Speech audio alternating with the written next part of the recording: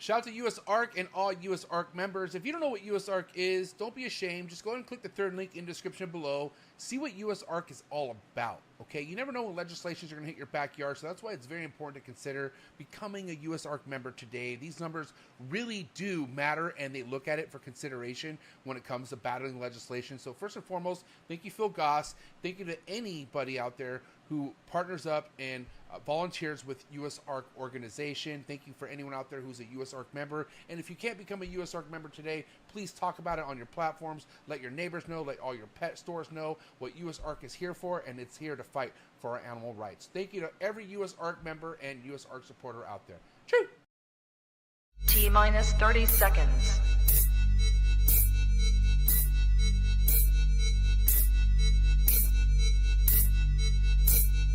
T-minus 20 seconds.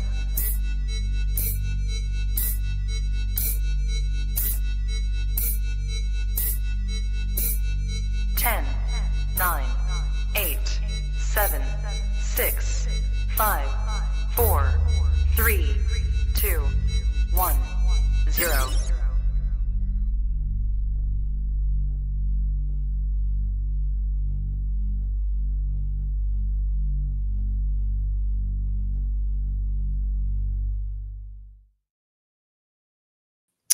All right. Good evening, everyone. Thanks for tapping in to the coolest reptile podcast network in the world. This is Krista with the Girls Who Love Reptiles podcast. We are already on episode number 27, so time is just flying by. But we have Miss Adeline here from Adeline Art, so really excited to have her on tonight and talk about her journey and her business development, love for animals, and how all that gets incorporated into her art. So go ahead, if you haven't already been following her, go and do that. If you're new here, hit the like, subscribe, notification bell to get notified whenever we go live. We're 7 days a week bringing content to you from a variety of species, like New Breeder on the Block on Mondays, Chondros on Tuesdays. We talk about monitors and everything else under the sun. So go ahead and hit the notification bell to get notified of that. You'll also find the subscription, how to join US ARC, like you heard about the commercial in the beginning, and also how to join the Trap Talk Patreon network. It's been vital to me and my journey thus far. So you get tapped into a lot of different reptile keepers, and networking is huge in this hobby. So go ahead and do that if you have not. And with that, I hope you guys are all having a great Sunday. It's finally warming up here in Missouri. I think it was about 60 something today, and it'll be almost 70 tomorrow. So I've been excited to finally ship out stuff from the winter, as many of you have. So I shipped out quite a bit last week and a little bit of this week. And yeah, things are starting to calm down a little bit with work that you guys have heard the past few weeks on my end. I have a seminar for class this Friday I have to present, and then hopefully it calms down a little bit after that. Not much on the reptile scene for me. I will be going to the Southeast Reptile Expo here coming up, not this coming Friday, but the next Friday. The Trap Talk Reptile Network is the official sponsor for the show, so really excited to be there with MJ and walk around and interview people. So really excited for that. We'll probably go to live and everything else. So yeah, I'll say hi to some of you guys in the chat, and then we'll bring our guest on and go ahead and get started. So we have Amanda here, who's already bright and early. We got, of course, MJ and them tapping in. If you guys have any questions, don't be afraid to just put them in the chat as we kind of go along. Some other ones here. We got Marcus and Tiffany. Looks like some other people are starting to come in too. But I'm going to bring our guest on. We'll go ahead and get started and bring your guys' comments up as we go along. All right. There we go. How's it going this evening? Hey, good. How about you? I'm pretty good. Did you do anything fun this weekend? Nope. Not a thing. Just a lazy weekend? Just chores. How about yourself? About the same. I did a show. I did a reptile show yesterday. It was 10 minutes. the local Show Me Show. Yeah, it's right down the road, and I always have fun doing that in the local community. And then today just did some work, but chilled, watched some stuff on Hulu. So just kind of gave myself a break from the past couple weeks. So Sounds like you need a break. yeah, we totally stage. It's been a crazy month. Oh, we got Mike here. Say hi to you guys too. Yeah, good day, Nature for You. I think those guys are, Australia. I'm pretty sure. Sorry if I got it wrong, but yeah, I'm pretty sure They're great. they're really cool. They always have really great info that they always chat in on the show sometimes. So yeah, we'll kind of go and start. I kind of do this freestyle and just come up with questions and conversation as it goes along. But I like one of my favorite questions is hearing the story of how people got to where they're at. I just find it really fascinating. Everybody coming from different backgrounds. So how did you first get into art, and what drew you to reptiles initially? Or was even reptiles your main source in the beginning, or was it something completely different? So I guess it might be a little bit of a long one. I've been drawing nonstop since I was a little kid.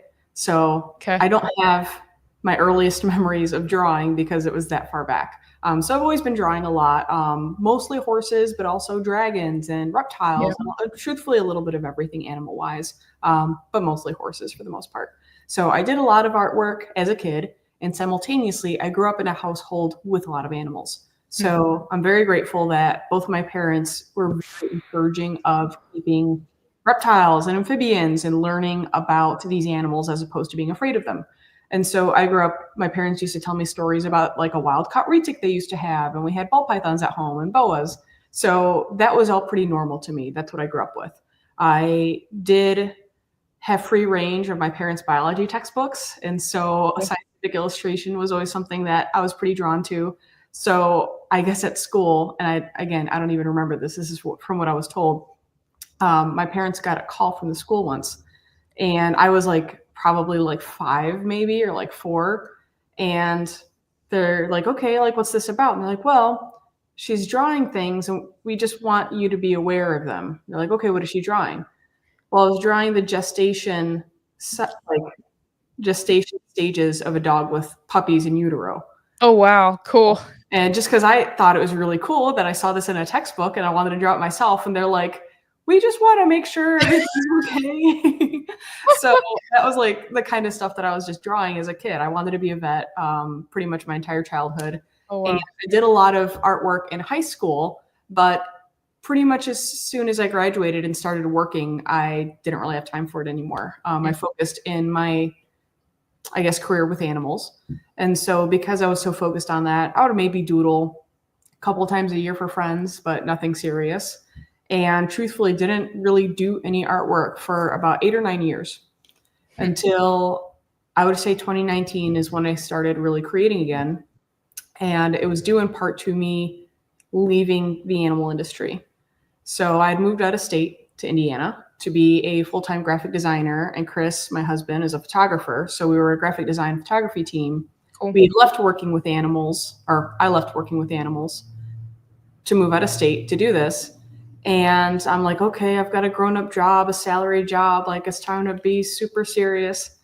And the first 6 months working there were great. And truthfully, I enjoyed the work, but the workplace environment got really toxic really quickly.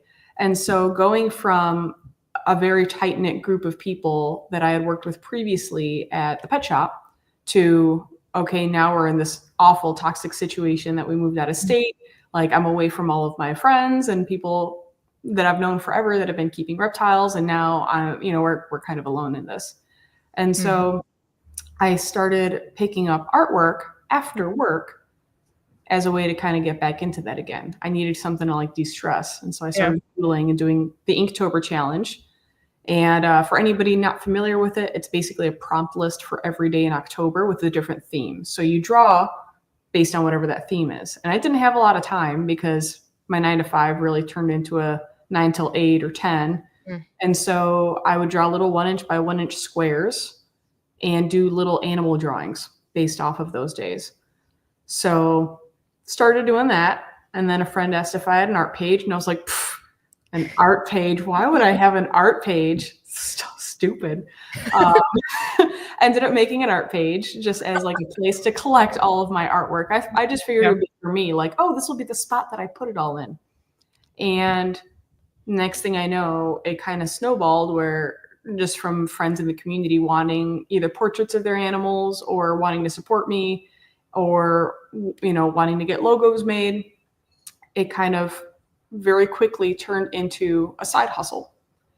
And before I knew it, I was staying up until 1 or 2 in the morning working on people's logos and people's commissions after work, and kind of got to the point where I was able to sustain myself better through artwork than I was with my salaried job that I moved out of state for. Oh, wow. So it was the scariest decision I have ever made. I've been employed since I was 14. I've worked full time since I was 14, and I've always had side hustles, and I've always been working. And with a lot of encouragement from my now husband and from close friends, I made the leap and I quit my job to go full time with the artwork. And it was terrifying. It was so scary, but we did it. And they ended up firing him the next day. So we've both been doing this pretty much ever since.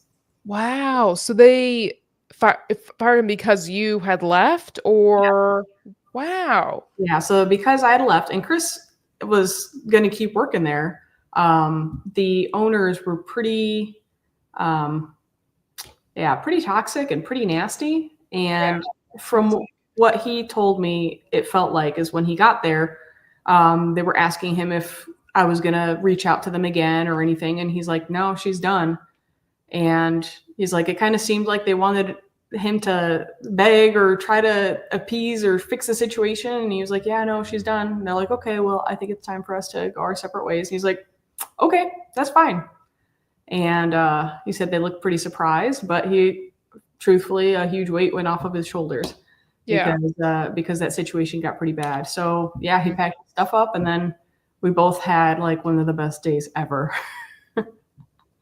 Yeah, it's wild and so scary, but it's not, I mean, obviously it worked out for the better, but I really find that inspiring that you're able to choose your happiness and what made you kind of click over the standard or the status quo. I feel like it's easier to preach that obviously said than done type of thing because of how scary it is, but really inspiring that you're able to do that. I know a lot of people, it's kind of a thing in the reptile. I think they are in a toxic work environment. They kind of go to the reptiles and they try to do the reptiles full time because of their work situation. So it's definitely a theme kind of you see. I choose the work space based on the people as well. It's kind of why the new job in Florida, I liked it so much, is because the people were like kind of like a family there. It makes a difference. It changes your life. Yeah. It really does. Yeah, you can really love what you do, but if it's a toxic working environment, it just makes you hate it and it breaks your spirit. So it's really awesome that you were able to kind of break from that. Mike has an early question too. What's your favorite thing to draw? Oh, that's a toughie because there's a few different favorite things. So sorry, it's not exactly one thing. Horses are going to be my first love, and they always will be. However, vipers, arboreal vipers, are really fun for me. They have the coolest facial structures. They come in every color. They have every type of scalation. They just look really cool. And I also really enjoy the challenge of drawing crocodilians. I think doing their scale work, doing patterns within patterns is really fun, and trying to get, especially like the textures down of the rough scales versus sometimes wet shine on them too. So they're a lot of fun for me. So vipers and crocodilians are kind of my favorite reptiles to draw. Cool. That's really cool. Yeah, the vipers I find really fat. I really like them too. I saw one today. It was like all black and almost didn't look real. And maybe it was a fake AI. I don't know, but from somebody's collection. But it just looked like just satin black, and then every individual scale was like kind of raised. So yeah, that would definitely be challenging. Then we have this nice comment from Amy here that she usually watches the talk on Saturdays, but she saw this one and had to join in. So yeah, thank you, Amy. Nature for you at Inkthofus would be a fun one for. I don't know what that. I don't know what that is. I do have them on my list actually. Okay. So they are on my to draw list. I'm trying to think of like what the common, because I always just call them the Wellesley eye death adder or the Wellesley eye. Okay. But yeah, they're super, super cool. So it will happen at some point. I like the Gaboon vipers a lot too. I feel like that would be fun just because their head is just so massive and their pattern is and really conditioned cool. to the rest of their body. So sounds like you're mostly self-taught. Have you had any formal art training, or has it just been self-taught? It's been self-taught. I mean, I took like art classes in high school, and I did go to community college for some basically graphic design type courses. And there was one digital drawing class, but it was mostly going over different techniques that we could use within our pieces and more of the technical aspect of it, as opposed to honing art skills themselves, I guess. So yeah, I'm self-taught. Okay. Wow. And did you kind of develop the skill just practicing over time, or did you watch a lot of videos? Like, how did you, or does it just come naturally where you can just look at a picture of something and draw, or even refigment it from your mind? Because I've watched people do that. I drew a lot when I was a kid, but I always had to look at something when I was drawing. I could never just picture something in my mind. It just looked horrible. I had to look at something else. So there aren't a whole lot of things, truthfully, that I would draw confidently from my head. Horses are definitely number one on that list, just because I'm intimately familiar with them, because I've spent my entire life with them and studying their anatomy. But excluding horses, even with reptiles, I'm very familiar with a lot of different species, but I always prefer to have a reference just to make sure that I get the details right, because what you have in your head and what it actually is can be two different things. So I always like to have references up, especially in terms of like scientific illustration. And a huge shout out to Ty and Scott, actually, because they allowed me to use one of their images for reference, because I try to get as detailed as possible. And my goal in creating artwork is to be able to show people what these animals look like if they're too afraid to see them in person, and hopefully see the beauty in them. And truthfully, there's a lot of details that I never would have noticed on living animals that I have learned through sitting down and studying photography of these animals. There's a lot of details that I wouldn't have necessarily noticed before. So my goal is to basically show off the animal's natural beauty in the best way possible, in hopes that more people might get interested in them and find them cool, because you can't expect people to want to save an animal or try to aim for conservation for a species if they don't know it exists. So that's kind of my goal with it. So I used to do wildlife education with like actual animals themselves, and I kind of try to apply that to the artwork now too. Okay, very cool. Yeah, I never thought, now you bring it up, it makes sense. That's really fascinating that you can draw people in, because as breeders, we always try to do that too with the shows and try to educate and get people fascinated. But with the image, it's kind of like they don't have to touch it. They, just see the picture and they can still get the beauty from that. Have you been able to see somebody from start to finish kind of get into it with the photo and then end up getting an animal for that? Or have you just kind of seen it, maybe not seen it go through like that? It's a little bit more obvious when I used to do demonstrations with the animals themselves. But there are a lot of people, and a surprising amount of people now, and I think a little bit of it is kind of a culture shift in the fact that there's a lot more information about why these animals are great now, as opposed to what it was like 10, 15 years ago. So usually I kind of brace myself when people ask what I do. I tell them, well, I'm a wildlife artist, but I specialize in reptiles. And I kind of wait, because I would always expect a negative response. And these days, there's less and less of that.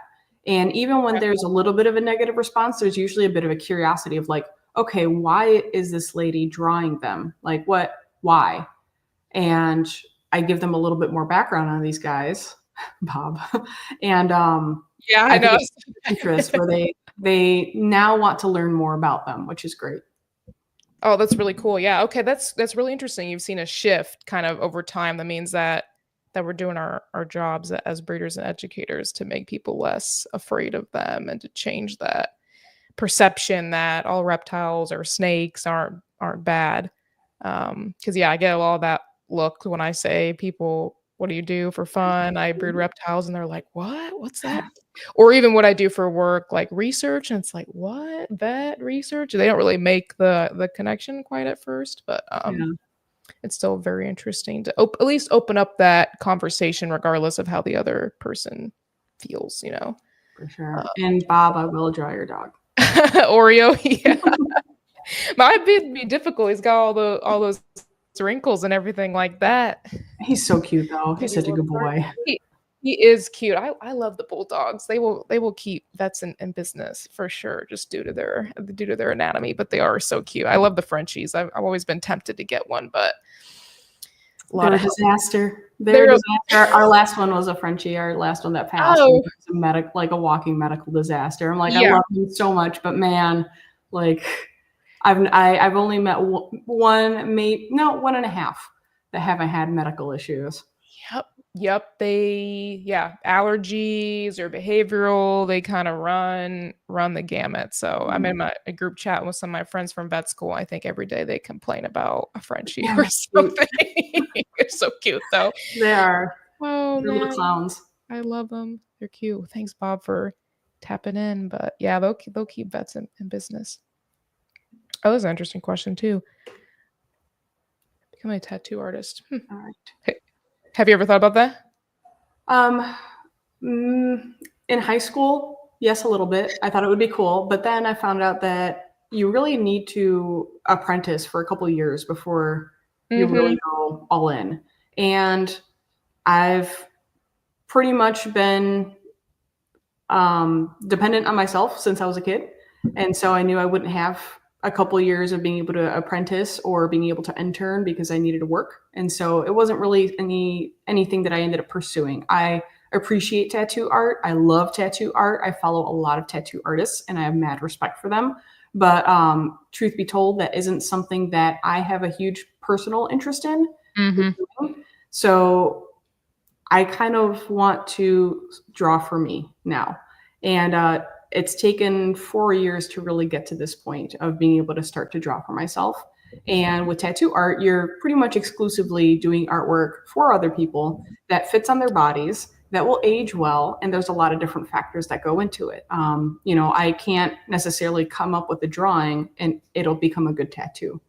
And so I have a huge respect for tattoo artists and what they do and the fact that they specialize in that. And they take that very seriously.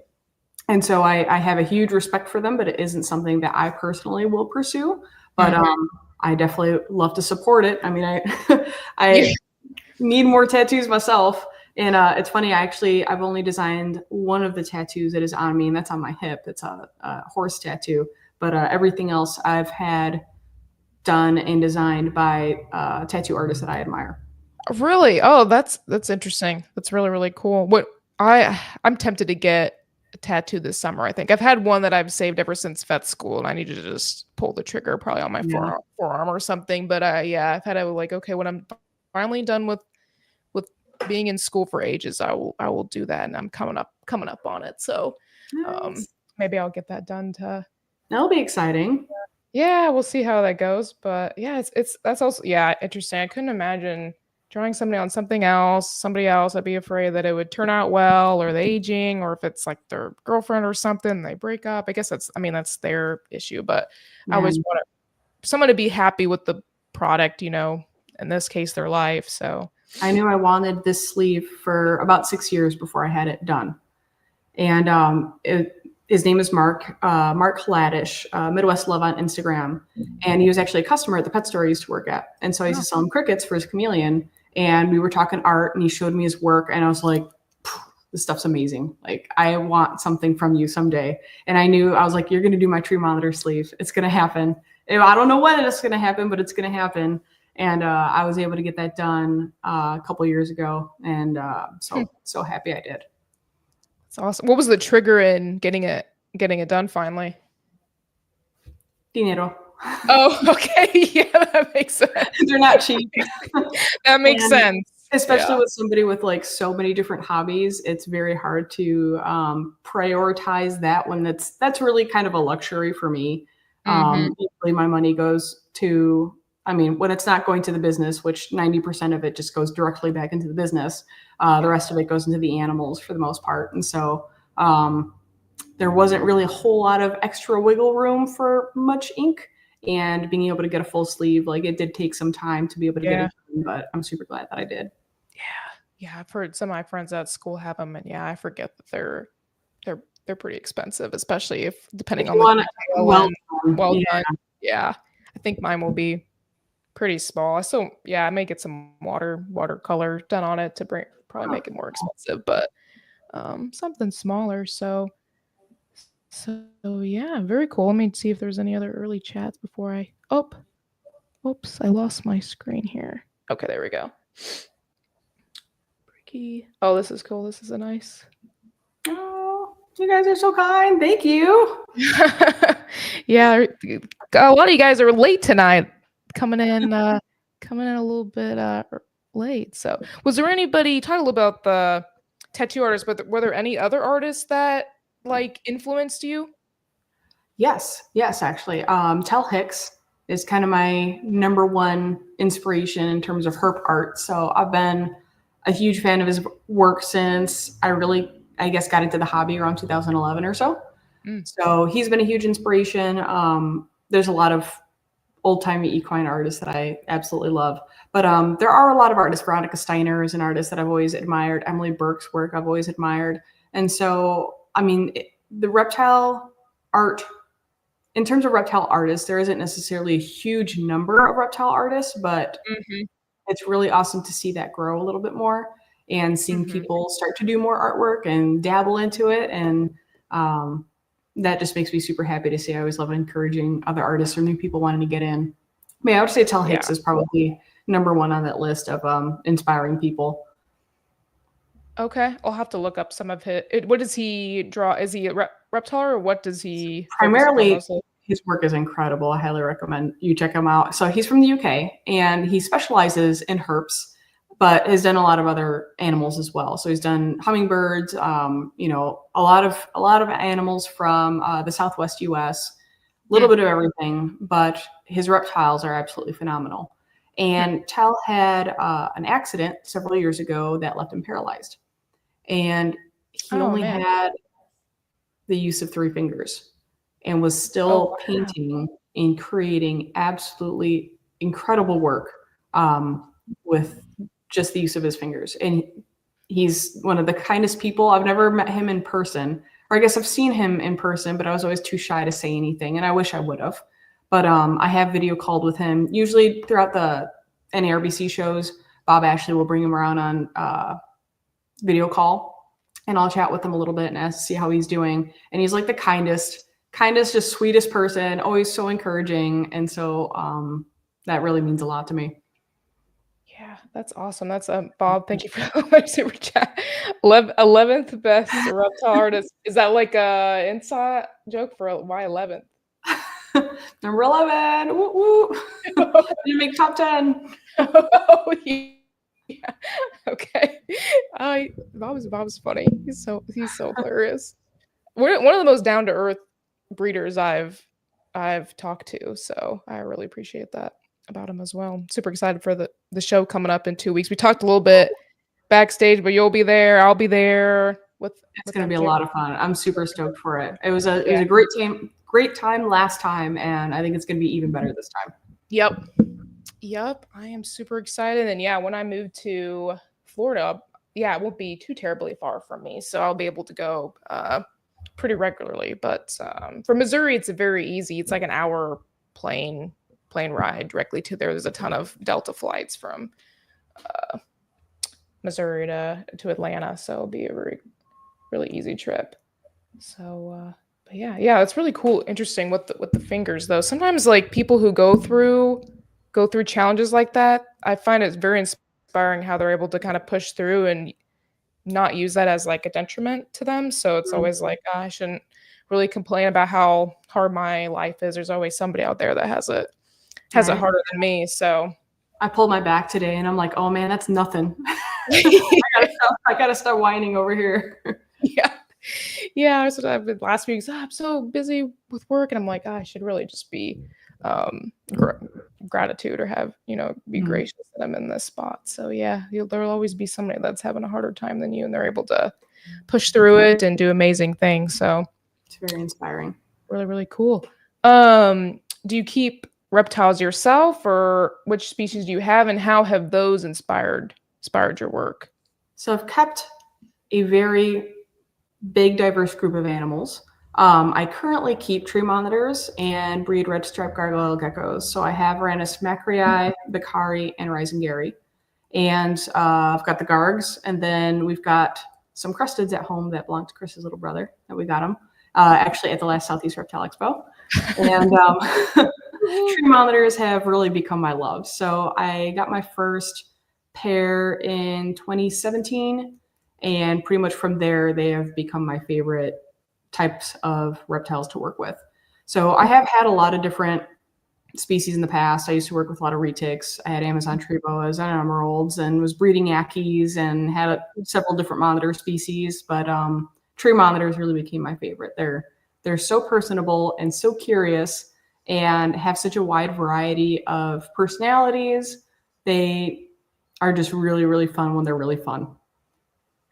So yeah, they're definitely on my list to get at least sometime in the future. I really liked the blue ones, but I don't know. Who knows how that's going to go with the ban and porting, everything like that. Do you mostly keep them, or are you getting into like the breeding part of it as well with them, or with the? So mostly previously tried breeding them, but timing was not on my side. When I had first gotten them, I had gotten my cordensis to start to lay. And then we were able to get eggs pretty much almost a full term, but I had these containers that had pressure in them. And when I opened the lid, all the eggs just popped, which super sucked. So yeah, not great. That was really, really sucky because the babies were like just about ready to go. And then soon after that, we ended up moving out of state to Indiana. Threw the animals for a loop. It took them a little while to get settled. And then they had started laying again, and then we had to move again. And after we had moved back to Illinois, I kept everything separate just because I knew that I wasn't going to be able to dedicate the time or the effort to be able to make sure when everything was paired up that everything would go smoothly, just because I was trying to figure out our new life, what life was going to be like moving back here. And so I kept everybody separate for several years. Ended up working out a trade for cages, which ended up due to no fault of my friend that built the cages, but that kind of ended up getting delayed quite a bit. And so pairing things got delayed quite a bit. And just now this year, we finally were able to get everything set up and get them all together and get them paired up again. So fingers crossed, hopefully things will settle in and they can start. I mean, I've had locks. The black trees have been locked up and have been breeding a lot recently, but they haven't dropped anything yet. And keeping an eye on the blues. It's a little bit hard to tell. Okay. I'll keep my fingers crossed for you. It's exciting. It's like, you've produced eggs. It's interesting with the popping though. Is that a common thing that you've heard other breeders run into? It is. Actually, okay. Brandon from Rare Earth Reptiles gave a talk at Tinley. Didn't have little holes to be able to basically get the pressure to release beforehand. And so without having little holes in there, it just basically vacuumed. And then when I opened the lid, it popped, and then the slits formed on the eggs. And so after that had happened to me, and then I went to the talk, he's like, yeah, be careful because this can happen. So I drill a hole and I put a bit of tape over it and then release that tape to be able to let it breathe in there and to be able to keep it from being a dramatic shift, because it can happen. But yeah, since then I haven't had that issue because we did drill little holes in them and put tape over them to be able to. Yeah, it makes sense. It must be the pressure difference makes sense. I'm just trying to compare it to other species. They must just be more sensitive. Like when I do the leopard geckos, I don't have holes in there. They're just like in an airtight sealed container. Maybe because those guys have to incubate for quite some time, correct? The tree monitors. Okay, so maybe it's also a time thing too, because leopard gecko is like 45, 60 days and they're done. So maybe it's a time combined with just not being able to deal with the pressure difference that well. I don't know. It's interesting. Very cool. Well, hopefully you have good luck this year. Yeah, with me moving, I'm like, how much do I actually really want to breed this year? I've bred some ball pythons and locks. I'll ultrasound them this week to see where they're at, but I'm kind of like, if you choose not to go, that might be all right. That's like it's hard too because we travel a lot, and we've been cutting back on shows this past year, and that's the hard part is like with traveling. It's always so nerve-wracking trying to make sure everything's shipshape in between us leaving and going back and forth. How often do you say you're traveling? Is it every week? Is that a major part of the business as the shows, or do you do mostly online? Like, what's the breakdown? The shows are I would say probably the largest portion. Okay. And commissions next. So actually our online sales were always kind of in the background, but this year I'm hoping to kind of switch things up and do less shows, but advertise online more and be able to push the web shop a little bit more. So we're kind of switching things up and switching our methods. But at one point we were gone like all the time with back-to-back weekends, and it just gets hard because like I can't create artwork in between when I'm on the road nonstop. And so truthfully, like the last couple of years haven't been as productive as I would have liked because we were gone so much. And this year, because we're focused on producing more artwork and better artwork and pushing the online sales more than just being gone every weekend back to back and burning ourselves out. This has actually been kind of the most productive I've been in the last few years, is just kind of focusing on work in my downtime in between show season. So usually it's spring, and then fall is when it gets really crazy for us. But it's going to be a little bit more laid back this year. So I'm very selective about the shows that I do decide to take on. And it's pretty much NARBC shows. Daytona and Southeast Reptile Expo are the only shows that I really have on my schedule this year, just because I'm trying to be very selective and trying to make sure that I am able to basically continue to go after my goal of being a better artist and being able to create more work and better work.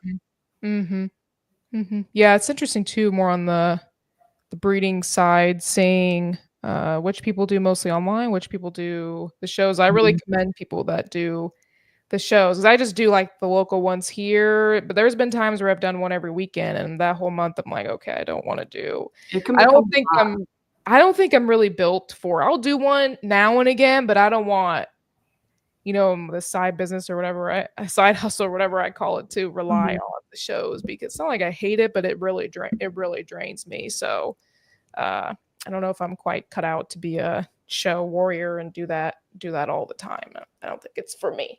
So, but I'll do it now and again. I like visiting too and talking to people. Well, that's the nice thing now, is there's options.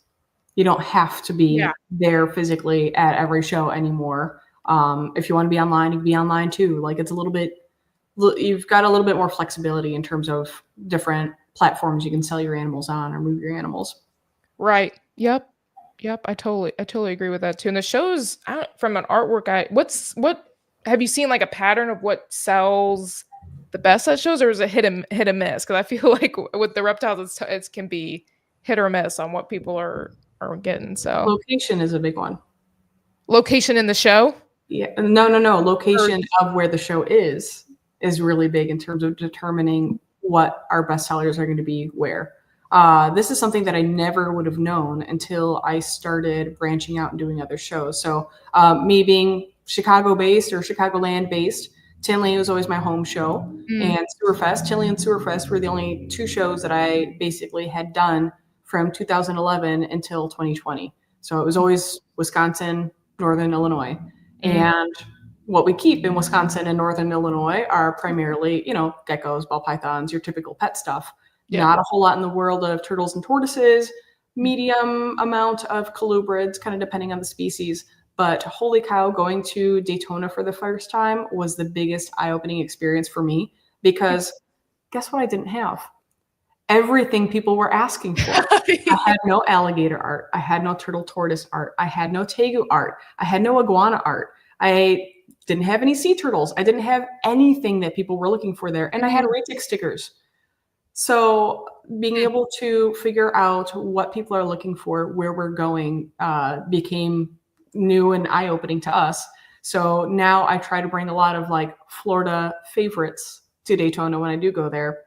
And it's kind of interesting seeing the different trends depending on the states that we're going to, and kind of what people keep there for the most part. Because up here, people keep redfoots and they keep Russian tortoises, and like, that's it. A sulcata here and there breaks down somebody's yard and is in one of the lost groups. But for the most part, it's just redfoots and Russians. So it was definitely super eye-opening going to my first Daytona and seeing just like turtles and tortoises everywhere. I mean, like, this is a whole different world. It's cool. Yeah. I saw that too, just from visiting there. Cause I hadn't been to Tinley at that point. I've just been to the St. Louis and RBC and Schaumburg were my two kind of biggest shows that I've had been to up to that point. And yeah, just seeing all the variety of species where, I love the ball pythons, but it was still kind of refreshing, like not to see majority of ball pythons at a show, and talking to people learning about other species was really fascinating. So yeah, that's interesting from the artwork. I mean, it makes sense. Sea turtles, I'm pretty sure probably looking for dolphins too, as far as animals, I'm sure, as well down that area. So yeah, indigos, and I need to do gopher tortoise next. I've gotten a lot of gopher tortoise requests. They have a lot of like turtles and tortoises down there for sure. And I think they have like a law where you can't, like, a lot of them you can't take across state lines or something. Yeah, so like Galapagos and like the Aldabra, a lot of them you can only keep there. Interesting. Yeah, I heard that from people. They were like trying to be like, oh, we can't get them. Should we sneak them and stuff like that? So it's like, I'm not listening to this conversation. I don't know what you're talking about. Yeah. No, I would like a cherry head. So when I move down there and have my own place, I'll probably get a cherry head tortoise and keep it in the yard. So they're so goofy. Yeah, I just don't want to get like the real big ones that will outlive, several generations. Because they can do a lot of damage. I've seen what they do to people's houses. They tear up toilets and bathrooms and everything else. Yeah, like I said, there's always like a sulcata on the loose out here once a year at least. Oh, it got out of the backyard and it knocked the fence down. I've been offered like 3 of them when I worked at the pet store. And I'm like, no, I don't have a stable. Yeah, well, I still see a lot of sulcatas at pet stores. I'm like, why this species? I feel like out of all the tortoises, like, they should not be the super common ones, just due to like their overall size, and especially here in Missouri, like where it's cold a lot most times of the year. Practical animal to keep. Yeah, so really that's why it's big shout out to Birds and Beast Pet Shop in Crystal Lake. It's where I used to work, and they won't carry anything that the general public can't reasonably take care of. Okay. Appreciate finding shops like that, because you don't see them very often, but they won't carry large birds that get super old. They won't carry animals that are rehomed frequently, and they refuse to carry like iguanas or sulcatas or Nile monitors or anything like that are just constantly getting rehomed and wind up at rescues. Yeah, that's awesome. But there's not many people that do that, but more should really do that. So I commend them for doing that. That's really neat. Yeah, I would say the majority don't do stuff like that. So it's really, really cool. It sounds like a great pet shop to work for if I'm ever in the area. Yeah, I'm still super close with everybody there, and they breed a lot in-house. All the employees that work there pretty much all breed animals at home as well. So everybody that works there is like super nerdy about it, and it's awesome. And so, really awesome. Yeah, I'm still super close with everybody that works there, and they're really great. It's very hard to find shops like that. When we moved back, I thought it would be fun to, on Thursdays, we would all check out the local pet stores like we used to when we were first hobbyists, and we would just go out and check out stores. And it was surprising how difficult it was to find any stores like that one. Yeah. So yeah, if anybody's ever coming up for Schaumburg, it's very close by to Schaumburg, and I highly recommend checking it out. Okay. Yeah, for sure. Whenever I go it was always dream of mine as a kid, actually, to have pet store. Didn't go that route. I went the vet medical route, but it's whenever I travel, yeah, it's one of my top, either a zoo or a pet shop or both. I we do too. have to go to. Yeah, I feel like most of us crazy people do. Yeah. Yeah, when I was in Florida it's near Naples. I was like, all right, I'm gonna have to visit this Naples Zoo now. And there's so much to go check out on the road. There was one trip that we did 3 zoos in 3 days, and that was a lot of fun. Wow. Which zoos? We went to the Oklahoma City Zoo. I think it was the Dallas Zoo. And what was the other one? I think the other one was like the Kansas City Zoo or no. Yeah, no, I think it was. Because we were driving. I forgot. I don't even remember which shows. Like, there's been so many shows now at this point. I don't even remember where we were going or where we were coming from. But we did hit up 3 zoos in 3 days. And I remember posting about it. And then apparently I felt so bad. I am friends on Facebook with a girl that works there at the Oklahoma City Zoo, and I didn't know, and I left like stickers everywhere. And she's like, I wish I would have known you were here. Why didn't you tell me? I'm like, I'm sorry, I didn't know. So I try to at least let folks know that I'm where I'm headed in case I happen to have any friends that are in the area or that want to visit. But it gets a little bit tough when we're kind of going back to back. Mm-hmm. For sure. I haven't been to the Kansas City. I'm only 2 hours from. I've been to the St. Louis Zoo, which they have a really, really large reptile section. You haven't been to the St. Louis one? Mm-mm. It's pretty big. The Naples one was very small, still nice but small. But the St. Louis one is fairly good size. The Indianapolis one, of course, you've probably been at the Shed one. On my bucket list is what is it? San Diego Zoo. So I'll go to Trap Fest. Yeah. Well, Trap Fest this summer, but the Tuatara that was at the St. Louis Zoo ended up going out to San Diego, I believe. Oh, okay. The Dallas Zoo has Tuataras there too. Okay, cool. You can go see them. Yeah. Because I was gonna go to the St. Louis Zoo, and we saw there's a Tuatara on their website and their list of species, and so we're like, no way, they have a Tuatara. And I'm trying to remember. I think I like emailed them or I asked them, and I talked to a guy there, and he's like, actually, they're leaving, and they're going out of state, so they're not going to be here by the time you get here. And I was like, no. So we ended up doing something else, but I do still want to make it out there. Yeah. No, it's like I love doing that. It's so much fun. Oh, Nature says. Yeah. It's kind of hard to sell them, to be honest, because he wants to keep them all. I'm gonna have to send you guys some more. I know I owe you guys some more prints. I'll have to make a goodie package and send it over. Yeah, I'm gonna pick up one when I'm in Southeast Reptile Expo. I'll have to see. Got a lot of new stuff that I've been working on that I'm hoping to bring. Cool. Awesome. How do you decide which species to do? So it's kind of been, truthfully, difficult balancing what I want to do versus what folks want to see. I like a lot of the weird, unusual, maybe less popular stuff. And, naturally, when people go somewhere, they want to find artwork or stickers that pertain to the animals that they have. And so what I'm doing this year is I'm trying to draw a bit more for myself, but I also am alternating in popular requests as well.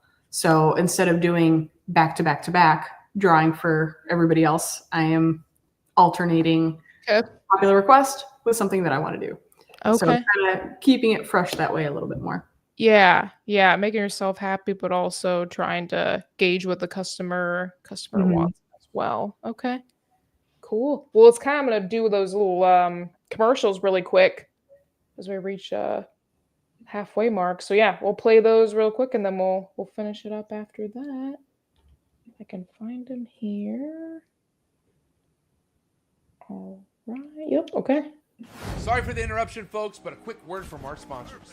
If you're in the ball python game, then you know one of the biggest buzzes going around the hobby as far as reptile shows go is the new Southeast Reptile Expo being thrown by Bob Vu and his crew. Thank you so much, Bob, for being a part of this year's sponsor on the Trap Talk Reptile Network. very excited to collaborate with you. I'm excited to actually be heading over to Southeast Reptile Expo in February, and that's February 15th and 16th. You can catch me there. And there's also that show coming in September, so stay by for more announcements on that. Head over to Southeast Reptile Expo on Instagram and check out Atlanta's #1 reptile show, the newest up-and-coming, most exciting show around in the reptile hobby, and who else better to throw it than Bob Voos. Okay, cool. Gotta have the Bob Vu commercial up and running. Trying to see if there's any other questions before I keep on going. Yeah, Tuatara feel awesome. I feel like gecko. I don't think I'm gonna have to look up and see what those are visually because it's not coming to my mind. So That's super cool. I have to look them up. They look like goofy, drab lizards that aren't lizards. They look really they do look really prehistoric. They're really neat looking. They've got such different looking textured scales. I haven't pet one, but I definitely want to. That's super cool. Are they kind of like the sail fins? I think I know. Are they kind of like a marine iguana sort of? Tuatara? I'll look it up when we're done and see. It's kind of escaping me. So, if you could go like, I always find this an interesting question too. If you could ever go back in time, would you give yourself advice for anything? Yeah, I think I would. I think I would tell myself to prioritize and remember to take care of myself a little better, truthfully. It's very easy to get wrapped up in work and the hustle and the grind and to neglect oneself in that process. And so truthfully, it's been a battle for the last like 4 years dealing with burnout and trying to fix it. And it's something that I kind of always like maybe warn newer artists or try to talk to newer artists about taking their time with stuff. Don't overdo it. Take breaks. Sometimes you need to step away from things to be able to come back and enjoy them again. And being able to kind of remember your goals and why you're doing things in the first place, because it's very easy to get wrapped up in all of the how and you start to lose some of the why. And so that's something that I've learned a lot in this last year. And, I've gotten to points where I'm like, I don't even like doing this anymore. I don't even like art. Like, why am I even doing this? And then I step back and I'm like, no, that's not what's going on. I've just dedicated every bit of me to this without taking any time for myself or without taking any breaks. And so I think just as a person living in this world with the current technological aspects that we have to deal with, and pretty much like as any creative or self-employed person, somebody with a side hustle, anybody that's kind of working towards something that they're creating, it's very easy to get wrapped up in what everybody else is doing, what it looks like everybody else is doing. And it's easy to compare yourself to that and feel like you need to continue to push harder and harder and harder. So it's been, like I said, kind of like a tough journey with that the last 4 years. But this year, the end of last year, I really took a step back of like, what are my goals? What am I doing? And what do I need to do to be able to create those goals and make them happen, as opposed to just thinking about them? And what's that going to look like? And running myself into the ground isn't going to help get me there any faster. So it's been a lot of learning in that way. So I would try to, in a very fast way, maybe tell myself that in the past. But I think it's just really important to kind of remember why we do things in the first place. Right. It is, I think, a lot easier said than done, because sometimes you don't even notice it, right, till you're already kind of past that mark, and then it's hard to backtrack and notice the signs of getting burnt out before you're already there. So yeah, it's something I've ran into a lot, I feel like, the past month or 6 weeks. So it's kind of incorporated little check-ins with myself as well to kind of see, okay, where am I at mentally?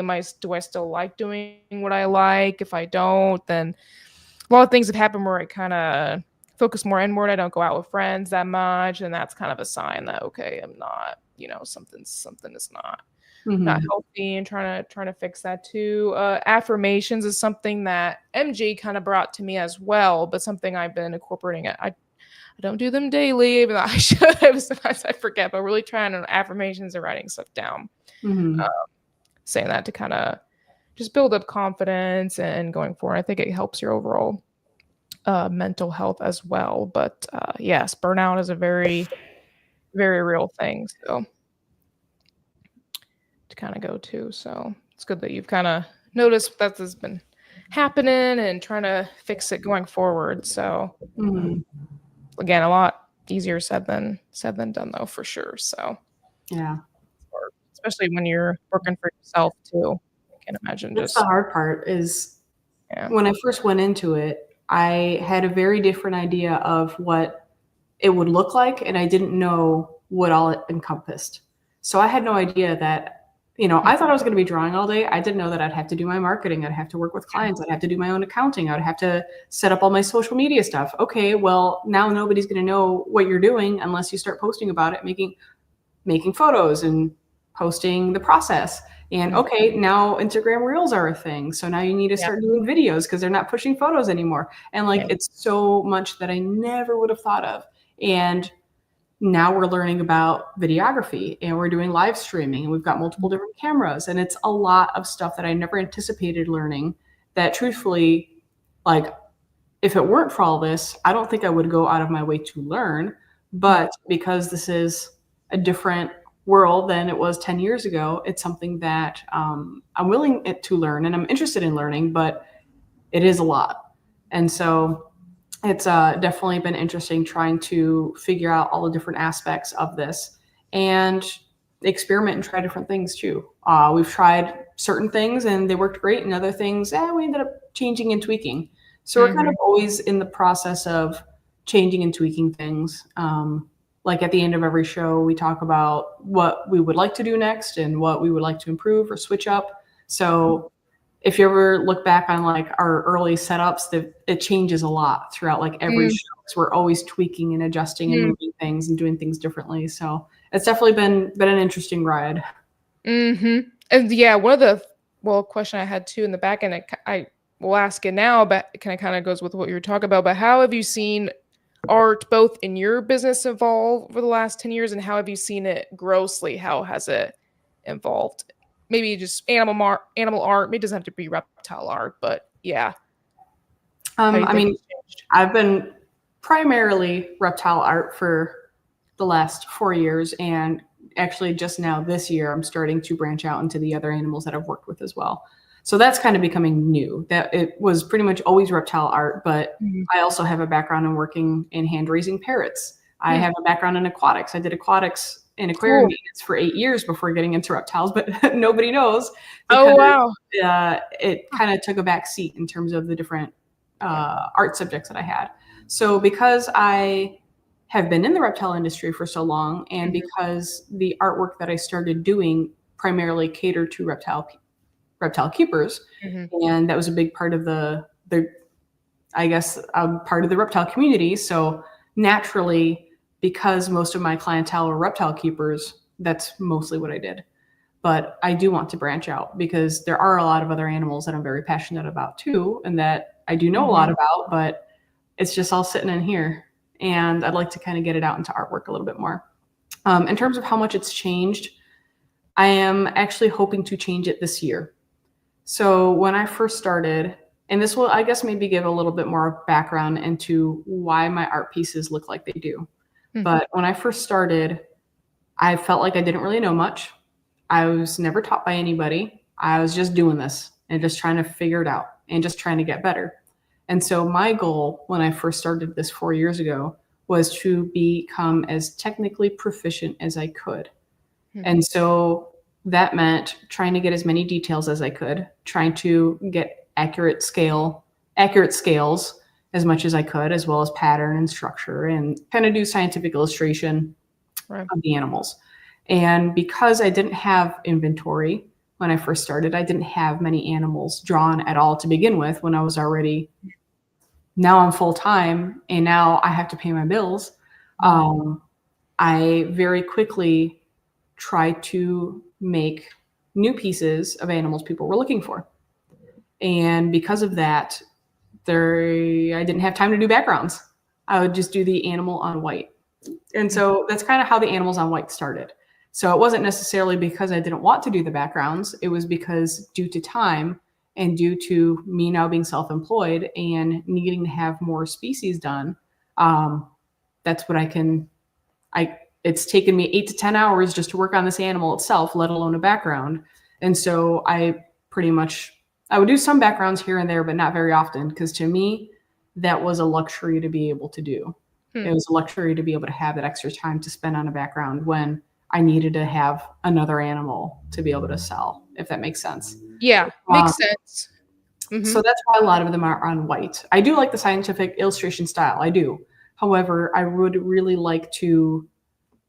I'd like to challenge myself more as an artist. I would like to work more on different compositions. I would like to work more on lighting. I would like to do in situ scenes of animals in their habitats, interacting with not only their habitats, but interacting with each other. I think that's what really kind of gets me excited is there's a lot of pieces that have been in my head for the last few years of either animals interacting with their environment or with each other, and different species interacting with each other.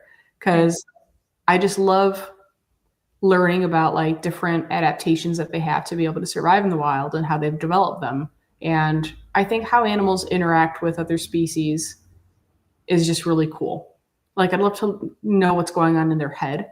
Yeah. And, to kind of show more interactions, show more of a story as opposed to just the animal itself. So I'd really like to get into, I guess, more of the storytelling aspect of artwork, and I'd like to challenge myself more.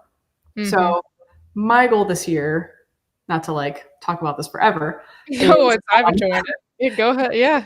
To do basically larger scale paintings of animals in their environments. And I just want to push my art to a different level. I do feel like I've gotten a little bit stagnant because I haven't pushed myself in any of my personal projects like I wanted to.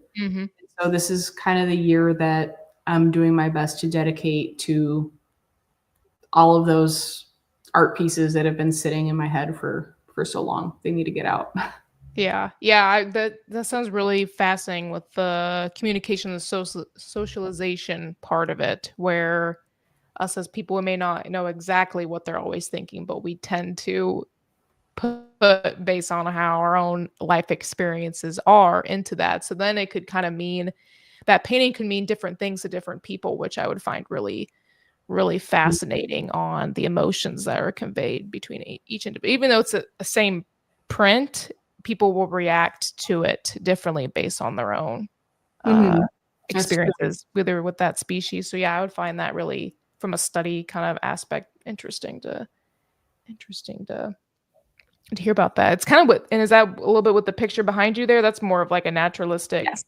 Yeah. So that's my first large canvas piece that I've been working on. I've been working on it for way too long, guys.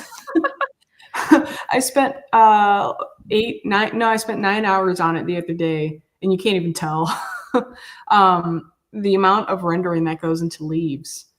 It was a lot for that one. So yeah, it's not done yet. I probably have 2 full days. I'm guessing 2 full days of work on it that I would like to get done before Southeast Reptile Expo. That's kind of my goal, is to try to get it done so that way I could bring it with me and have it there.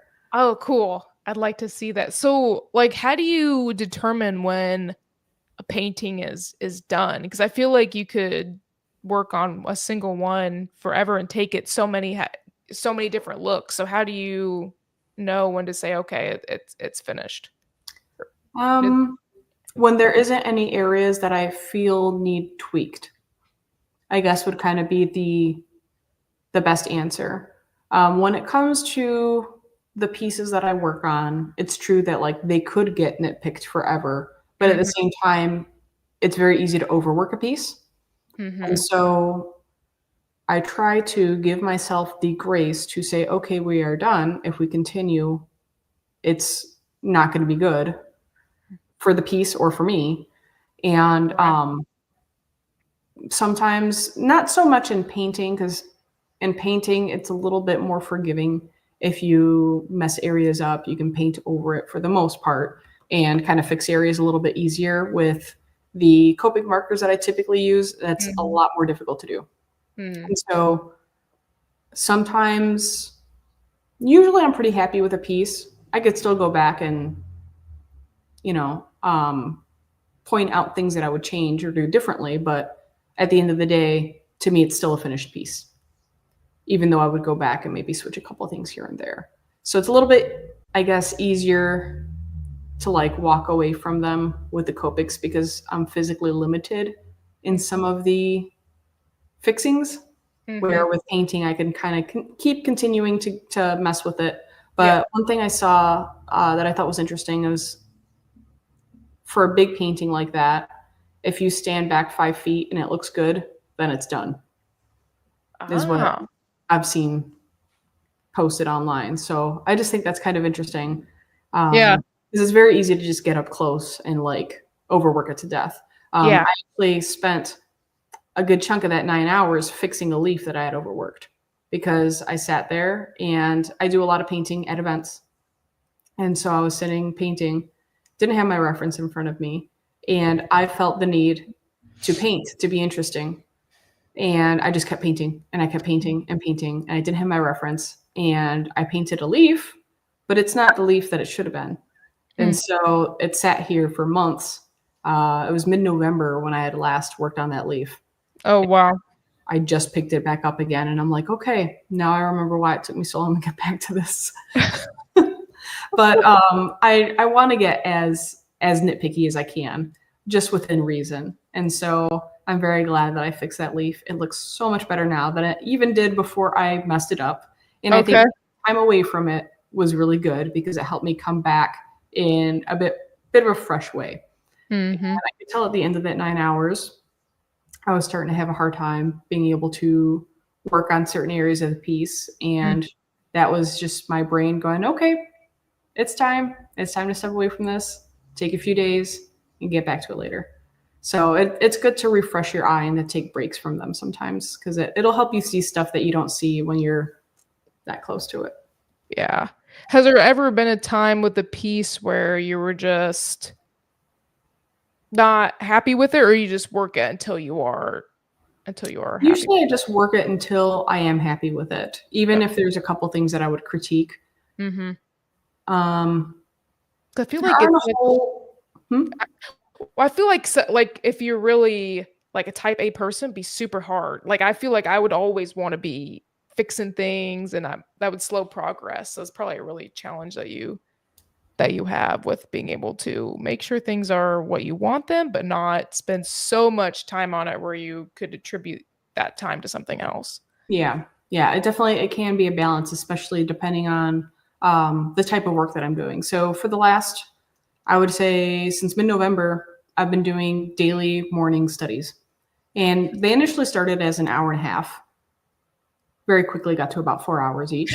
But I do my best to keep it 4 hours and under. Okay. There's been a couple that have gone longer, but I try to be mindful of the amount of time that I have and use that as my limit of the amount of time I'm going to spend on it. Unless it's something that's like really high detailed, like the Brazilian rainbow boa that I did. I did spend a full day on that one, but I knew I was going to spend a full day on that one. On the other ones, I know I'm going to spend about 4 hours. That's what I'm going to give myself. And I'm going to do what I can to the best of my ability within that period of time to do the best job that I can. I obviously could spend 10 hours on it if I chose to, but because these are an exercise and a study, I try to limit that. Yeah. So sometimes I have to like kind of set limits on things. Okay. Yeah. That's why I was like, how do you, because like for me, I would never get anything done. I would just work on something for forever. So yeah, that'd work, especially with bigger pieces. So Ty, that beardy took, I think about 30 something hours because I had to do the scales twice.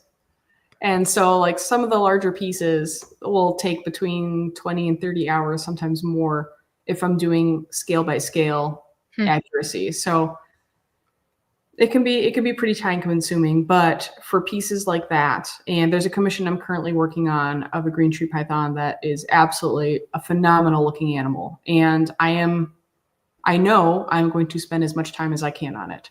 And I'm aware of that. And so going into it, I know I'm not going to finish it in one day. I'm not going to finish it in 2 days. So I'll kind of break it down into chunks that are easy to work on where I don't completely wear myself out working on that piece. So I'll pick that up in the evenings when I'm done with my morning studies. And that one's been a neat one. Yeah, I'll be excited. Well, if it gets shown or something, that'd be really yeah. cool. I've been doing the live streams with it. So it's okay. The galls. Okay. I'll have to hop in and you do live streams from your Instagram. I think I've noticed that in the morning. Yeah, I've been going live. I think I'm probably one of them. Yeah. At 9 a.m. Central Standard Time, I live stream. We're going to be switching things up. We were doing different themed animals throughout the week. So now I'm going to be incorporating tutorials and product testing as well, or like art supply testing within those weeks. But in the evenings, depending on the day, depending on what my workload is, sometimes I'll live stream either like that painting or the commission that I'm working on. Okay, very cool. Have you noticed that kind of drive a lot of interest lately too in doing those, or have you? Yeah, it is a lot. It is a lot of work, but it has been really awesome connecting with some new people. We've got some new regulars on there every morning. I feel like I have coworkers now because it's like the same few people that will come on every single morning. They'll have me on while they're at work. And so it's pretty fun chatting with folks, meeting new folks, meeting people that are into art, maybe not into animals and kind of curious about it. And then, connecting with different reptile keepers and animal keepers in there too has been really fun, especially having a little bit more variety because I do have an interest in a lot of other things too. So it's nice to be able to start incorporating a little bit of everybody in my work. Yeah, that's super awesome. Oh, thanks, Luxury. Episode's been great. Yeah. Go ahead and start wrapping things up as I finish some last questions. So if you guys have any other questions, don't be afraid to put them in the chat and I'll answer them. Another Jordan from Heartland Reptiles. Yep.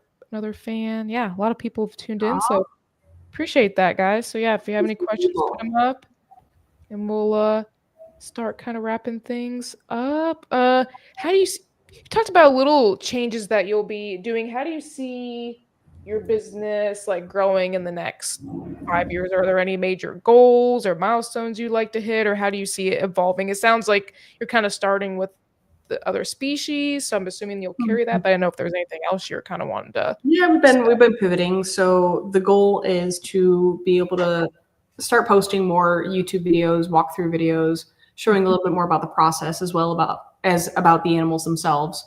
And so I have so much material and I don't have a whole lot of videos and I don't have a whole lot of content per se of the artwork that I do. So I pretty much record all of the pieces that I do for the most part. There's very few that I don't have recorded either in video and or photo.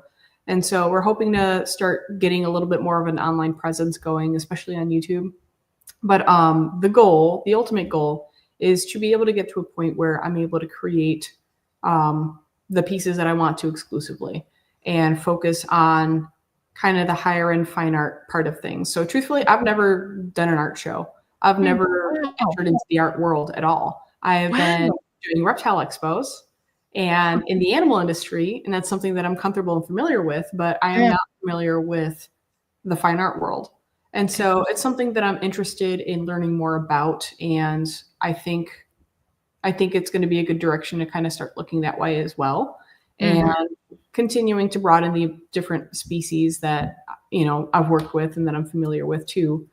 But I really would like to start working on those pieces that I've wanted to for so long, because I think they're going to be really cool. And I hope that other people are going to find them as interesting as I do. And I'd really like to push and challenge myself to get these things done. And the hard part is they're big pieces and they're elaborate and they're going to take a long time to do. And so part of the difficult thing about doing this full time and relying on it, Chris and I both rely on it and our animals rely on it, is balancing what's going to sell and what people are looking for versus what I would like to do as well. So it's been kind of a balancing act that's mostly been tipped towards creating stuff that people have been looking for and asking for. But I would definitely like to start kind of evening things out where I'm creating more of what I would like to show people and what I would like to bring people. So that's my goal, at least for this year, is to start going in that direction a little bit more. Cool. Or a lot more. Yeah, that's really fascinating that, I haven't dabbled too much into the fine art part of things. So yeah, I'd be really curious to see how people would take it in that side of things, and learning skills that you can then kind of incorporate and almost create a different look or something too, and make, different varieties of species. So I think that'd be interesting too. Yeah, I'm in the Society of Animal Artists, but I've never done anything with it, or I've never entered into any of their shows or anything like that. So it's something that I would like to try and check out.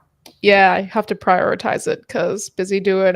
I feel if you get doing all these other things and it just kind of sits there on the shelf, you'll have to prioritize that. And I think it would be a great experience. And yeah, I would be interested to see how people would people would receive it. So cool. I think that check any other questions. We'll kind of wrap things up. How can people follow you? Tell them you talk a little about how you're beyond YouTube now. I saw you had a Patreon, correct? So yeah, kind of tell people how people can follow you, connect, learn from you, that kind of thing. Yeah, so the easiest place is going to my website, AdelineRobinsonArt.com, or even AdelineRobinson.com. So that's, instead of a link tree, I have all my social media information right there at the top of the homepage. So you can follow me on Facebook, Instagram, TikTok, YouTube, MORPH Market. My Patreon is something that we've also been getting rolling. And so Patreon members get access to the full unedited live streams of the morning studies that I do, as well as the markers used, the references, and they get more of a sneak peek into the behind the scenes of what I do. Because I try to do my best to share, but there's a lot that goes on that a lot of people don't realize online. And so that's definitely, I'm crazy appreciative of all of our Patreon members, because they've been absolutely wonderful and great in giving us feedback and letting us know what they would like to see. And so I'm doing my best to kind of bring what they're looking for. So Patreon is a wonderful way to support us, and we really appreciate. My website does have a web shop. So we've got prints, stickers, coloring books, canvas prints, original artwork on there. I actually just kind of revamped my site the other night too. So it's a little bit better on mobile now. And we do have sales and giveaways on the lives as well. So actually tomorrow I'm going to be announcing a giveaway that we're going to be doing with a bunch of prints for that week. So we're going to be doing some fun prizes and things that people can win when they come and hang out with us. So it'll be fun. I'm excited about it. All right, cool. Well, you guys heard that. Go and follow, like. I also checked out the website, and yeah, it's all the apparel that was interesting too. So we have a lot of other varieties and how to display the artwork. So guys, go check that out. If you're interested, join the Patreon group as well. And oh yeah, thanks so much, Marcus from Marcus Sweden. Sorry if I messed that up. Pretty sure Sweden, but thanks for tapping in. Not sure what time it is over there, but I always appreciate you guys' support. And one last super chat from Amy. Thank you so much. Ought to have her draw something up for me. Okay. Oh yeah, have to reach out and see. But yeah, thanks so much for that super chat for Bob too. So yeah, I'll keep that up for a little bit. So you put it down soon. I usually keep that for a few minutes. But yeah. Feel free to reach out to my email, AdelineRobinsonArt@gmail.com. And I do have commission info and pricing on my website as well, if you guys want to go check it out. Cool. Awesome. Perfect. Okay. Well, I'll put you backstage and I'll say good night to everybody. And again, thank you so much for your time. Really appreciate a lot of love in the chat tonight. So it just shows how I've heard a lot of good things about you. Amazing person. And I definitely saw that tonight. So yeah, I'm really excited to see you in a few weeks at the Southeast Reptile. Yeah, thank you for having me. Yeah, of course. All right, I'll take you off. And thank you guys for tapping in tonight. really appreciate that. It was a great episode. I learned a lot, and I've always been really inspired by art. I wasn't the best artist myself when I was younger, but I always put something and then the paper on top of it and just trace over it. But I always enjoyed that. So I hope you guys have a great rest of your week. We'll be back here next week. I have Jen from the Serpent Space on, the unit member, so come out and support her. She keeps a lot of variety of different species. And yeah, hope you guys have a great start to your week.